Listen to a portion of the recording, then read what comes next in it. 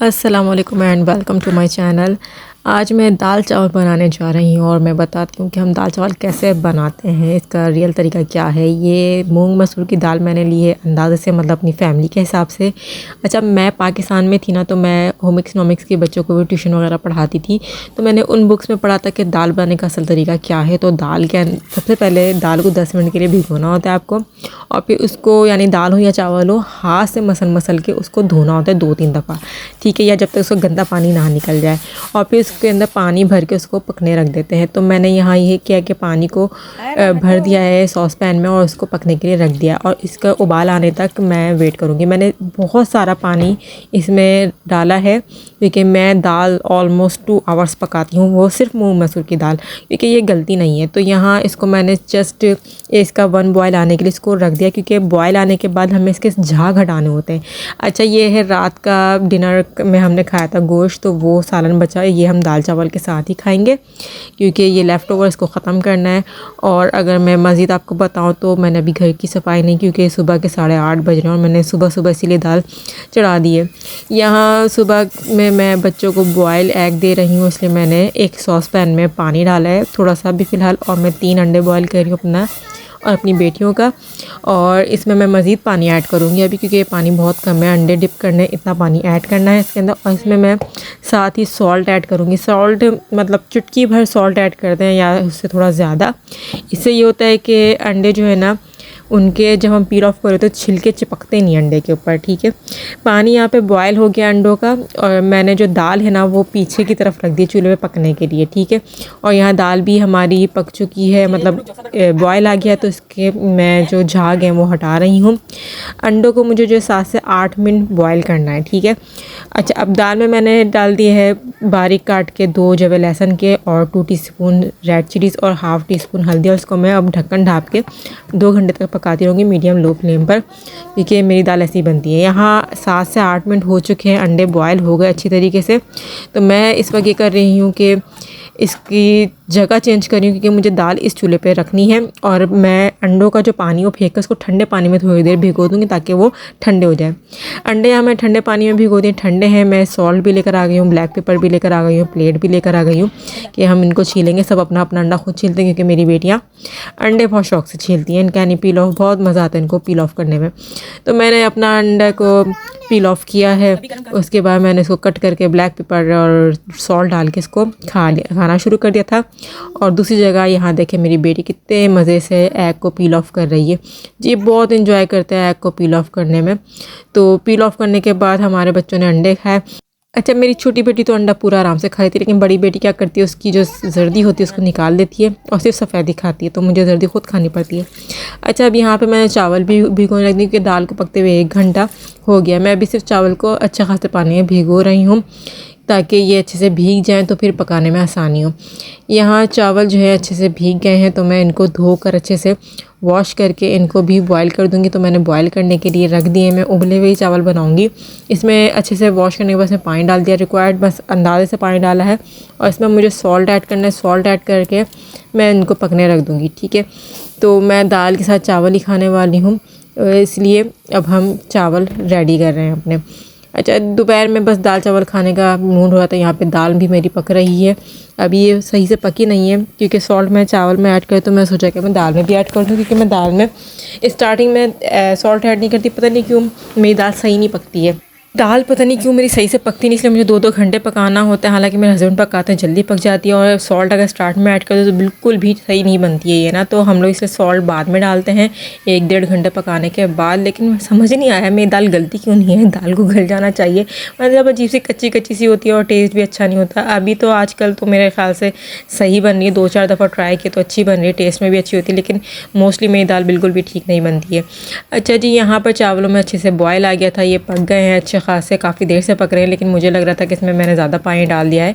तो मेरा इरादा है कि मैं इसका जो है पानी निचोड़ लूँ। पानी को मैंने निचोड़ दिया और अब मैं इनको दम लगा रही हूँ अपने देसी तरीके से। नॉर्मली इसको दम जो है पतीली का ढक्कन ढाँप कर तवा नीचे रखा है, और कपड़े से भी आप दम दे सकते हैं, लेकिन मैं सोच रही हूँ कि कपड़े के बजाय मैं आज फ़ॉइल पेपर से इसको दम लगा दूँ। फ़ॉइल पेपर से कैसे दम लगाना है, ये मैंने फ़ॉइल पेपर निकाला है, ये भी पहले दम के लिए ही यूज़ किया था। अब ढक्कन हटाकर फ़ॉइल पेपर रखें और फिर ढक्कन लगाकर फ़ॉइल पेपर को समेट दें। नॉर्मली ये सही से टिका नहीं है ढक्कन, तो मैं इसके ऊपर एक भारी सी चीज़ रख रही हूँ।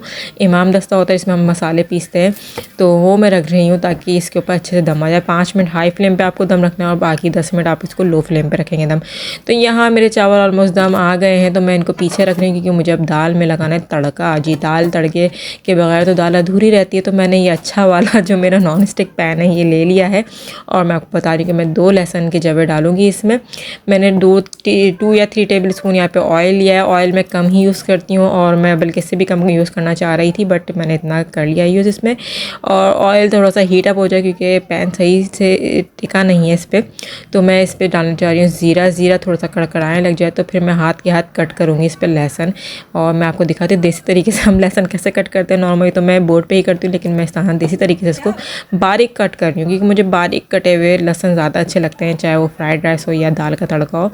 तो मैंने इसलिए इसको देसी तरीके से बारीक सा कट कर दिया। अच्छे से लहसुन को फ्राई करना है, टेढ़ा करके मैंने इसको फ्राई किया ताकि सब सही से फ्राई हो जाए, हल्के से ब्राउन होते हैं। तो मैं इसको तड़के में डाल दूँगी। सॉरी टू से, लेकिन मेरी दाल शायद आपको कैमरे में नज़र नहीं आ रही और मेरा ध्यान बिल्कुल नहीं गया इस जगह। तड़का दाल में लगाने के बाद मैं आपको सोच रही थी कि मैं दाल दिखा दूँ, तो आइए यहाँ पे देख लें दाल कैसी बनी है। ये दाल मेरी रेडी है, ना ज़्यादा पतली ना ज़्यादा गाढ़ी है।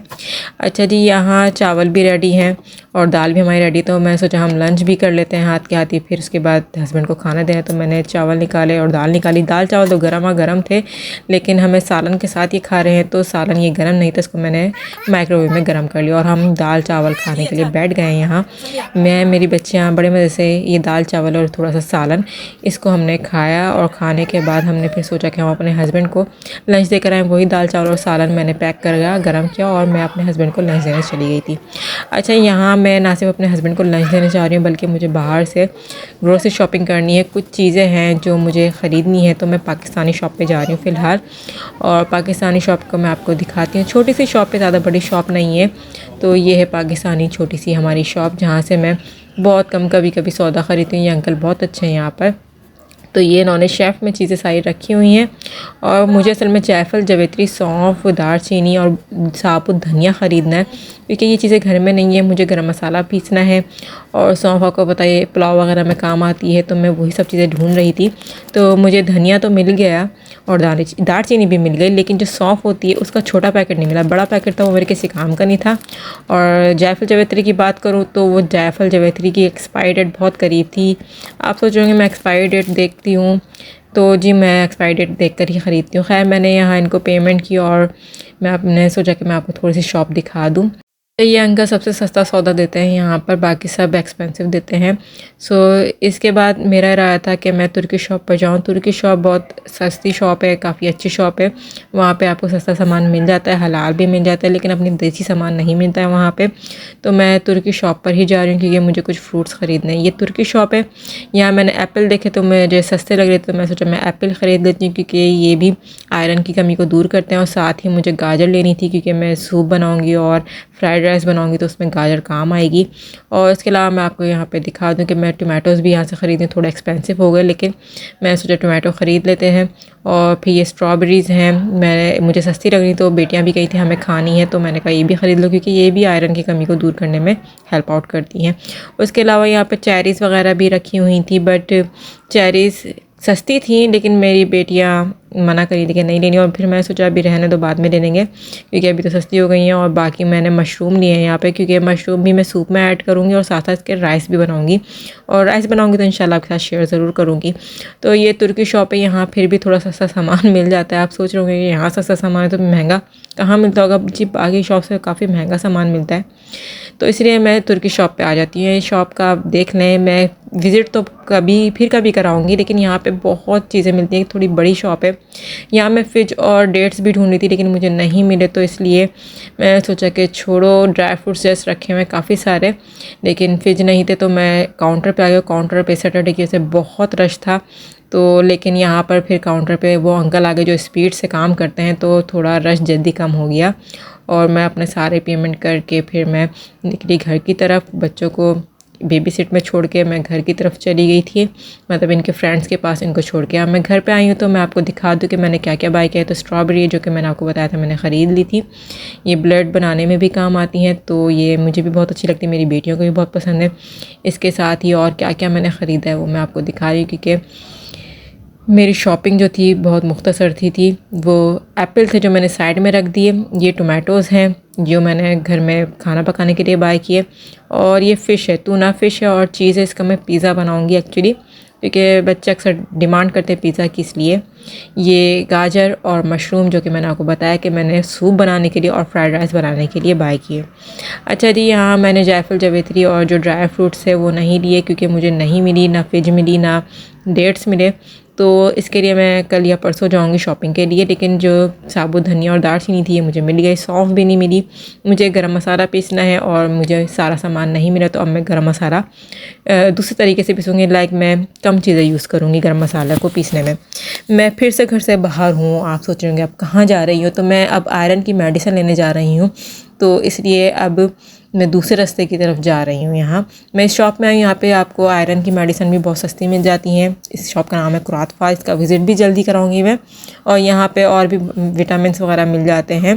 तो मैं सीधा काउंटर पे गई, आयरन की मेडिसिन चाहिए थी और कुछ नहीं चाहिए था। अच्छा जी, मैं यहाँ पर लेकर आ गई हूँ आयरन की मेडिसिन। ये डॉक्टर ने मुझे आयरन लिख के दी थी। अगर मैं फार्मेसी से जाके लेती तो ये 20-30 यूरोज़ की पड़ती। तो मैंने पैसे बचाने के लिए, ज़ाहिर सी बात, इतने पैसे नहीं है, तो मैंने ये दूसरी शॉप से सस्ती वाली ले ली आयरन। आई डोंट नो ये कैसी होती हैं, बट मैं फ़र्स्ट टाइम इनको यूज़ करूँगी। और इसकी बात करूँ तो इसकी मैंने पैकिंग खोल दी है, यहाँ पर पैक थी ये। तो ये वैसे तो मुझे डॉक्टर ने 2 पर डे का है, मैं लेकिन 1 से स्टार्ट करूँगी। और नॉर्मली हमें 1 मंथ ही खानी होती है आयरन, जिससे आयरन की कमी हमारी दूर हो जाती है। ये आयरन की मेडिसिन आई थिंक 5 मंथ्स के लिए, अगर एक भी हमने पर डे खाई। वैसे इसको खा के देखूँगी, अगर मेरी तबीयत सेट रही तो मैं ये 1 पर डे ही खाऊँगी। और इसके अलावा मेरी कोशिश है कि मैं जो हूँ ड्राई नट्स जो होते हैं, लाइक डेट्स हैं और फिर जो उनसे, और जो नेचुरल फूड है लाइक चेरी, स्ट्रॉबेरी, एप्पल वगैरह, इनसे अपनी आयरन की जो मतलब ब्लड की कमी है वो पूरी करूँगी। मतलब मेरे अंदर ब्लड काफ़ी कम हो गया, तो वो और जो वीकनेस हो रही है वो सब मैं नेचुरल फूड से दूर करूँगी। अभी मुझे डेट्स और जो फिश है वो नहीं मिली है बाज़ार से, तो मैं लेने गई थी, बट वहाँ एक शॉप पर नहीं थी और दूसरी शॉप को देखो तो बंद थे। तो मैं अभी दोबारा जाऊँगी, जब तक मैं अभी नेचुरल फूड और इस आयरन मेडिसिन पे रिले करूँगी। नेक्स्ट एक इसके साथ साथ मुझे विटामिन डी की मेडिसिन भी खानी है। विटामिन डी जो है असल में सूरज की रोशनी से हमें मिलता है। यहाँ सूरज बहुत कम निकलता है, तो हमारे अंदर विटामिन डी की कमी रहती है। मीन्स हमारे हाथ पांव काम नहीं करते, हाथ पांव कब कपाने लगते हैं और हमारे अंदर कमज़ोरी आ जाती है, हमें चला फिरा नहीं जाता है। तो इसलिए विटामिन डी खाना ज़रूरी होता है हर किसी के लिए, चाहे बच्चे हों बड़े हों, सबके लिए। तो मुझे जब से सजेशन मिला था कि विटामिन डी भी खाओ, तो क्योंकि मैं बहुत ज़्यादा चलती फिरती हूँ, मैं आराम बहुत कम करती हूँ, नहीं आराम सही कर लेती हूँ लेकिन मैं चलती फिरती बहुत हूँ, तो ये मैं विटामिन डी, मेरा इरादा है कि मैं ज़रूर खाऊंगी, डेली बेसिस पे ही खाऊंगी। और मैंने आज कल से स्टार्ट कर दी है ये, तो मेरे पर रखी हुई है और बहुत सारी। तो मैं विटामिन डी का भी रेगुलर यूज़ करूँगी। ये विटामिन डी है, नथिंग एल्स। आयरन है, आयरन का तो पता है हमें एक लिमिटेड हद तक खानी होती है, लेकिन विटामिन डी आप कभी भी खा सकते हैं, कभी भी स्टॉप कर सकते हैं।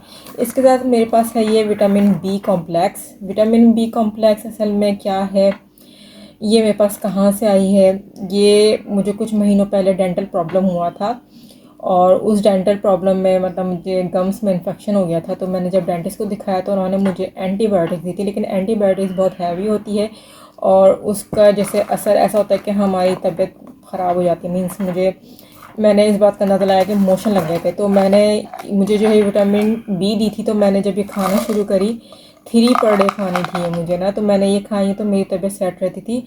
जब एंटीबायोटिक एंड अप हुई थी तो उससे 1-2 दिन पहले विटामिन बी जो थी मैंने कम कर दी थी खाना, तो मेरी तबीयत ख़राब हो गई थी, मुझे मोशन लग गए थे।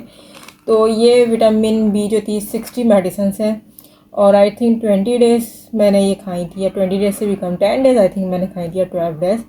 तो जो एंटीबायोटिक्स थी वो मैंने 12 डेज़ आई थिंक खाई थी। तो ये जो विटामिन बी है जस्ट आपको एनर्जी देती है, आपके अंदर फूड की कमी को पूरा करती है, और जो हम मेडिसिन खाते हैं लाइक एंटीबायोटिक्स, उसके असर को थोड़ा उस जो हमारे बॉडी पर नेगेटिव असर होता है उसको थोड़ा कम करती है। तो इससे भी मतलब आपके बस जिस्म के अंदर एनर्जी आ जाती है, ये इसलिए। तो मैं बीच में भी ये खा रही थी, मतलब मैं डेली बेसिस पे इसको एक खाती थी, जस्ट मैं ज़्यादा नहीं खाती थी, जस्ट 1 खाती थी, ताकि ये ख़त्म भी हो जाए और साथ साथ इसका जो फ़ायदा है वो मेरी बॉडी को मिले। तो मेरा अभी इरादा ये कैप्सूल्स खाने का, लेकिन पहले मैं सोचूँ पहले मैं 1 मंथ आयरन खाऊंगी, आयरन से कुछ फ़र्क पड़ता है तो उसके बाद फिर मैं विटामिन बी स्टार्ट करूँगी, कि ये नेक्स्ट ईयर तक वैलिड है। तो अभी यानी कि मेरे पास काफ़ी सारा टाइम है इसको ख़त्म करने का, क्योंकि ख़त्म करना बड़ा ज़रूरी है, क्योंकि यहाँ पे मेडिकल से ना मेडिसिन बहुत एक्सपेंसिव मिलती हैं। ये मेडिकल की मेडिसिन है, अगर मैं ये दूसरी शॉप से लेती जो कि क्राथफा शॉप का नाम है, तो वहाँ ये बहुत सस्ती मिलती डेफिनेटली, ठीक है। तो मैंने मेडिकल से ले ली थी क्योंकि मुझे उसी वक्त चाहिए थी, और उस वक्त क्राथफा जो था वो दूर था, और ये क्राथफा की मेडिसिन हैं, ये बहुत सस्ती हैं, बहुत चीप हैं। तो आई थिंक कि हम अगर क्राथफा से मेडिसिन लें तो वो ज़्यादा बेटर रहती है। तो इसलिए मैंने अभी भी जो आयरन लिया है वो क्राथफा से बाय की है। सो कि ये मेरी मेडिसिन मुझ पर असर कर जाए, और इंशाल्लाह ताला असर करेंगी, और मेरी जो ब्लड की कमी है और मेरे अंदर जो कमज़ोरी है वो दूर होगी, और मैं फिर से ठीक हो जाऊंगी। तो खैर, अगर आप लोग वीडियो वॉच कर रहे हैं तो मेरी सेहत के लिए भी दुआ कीजिएगा।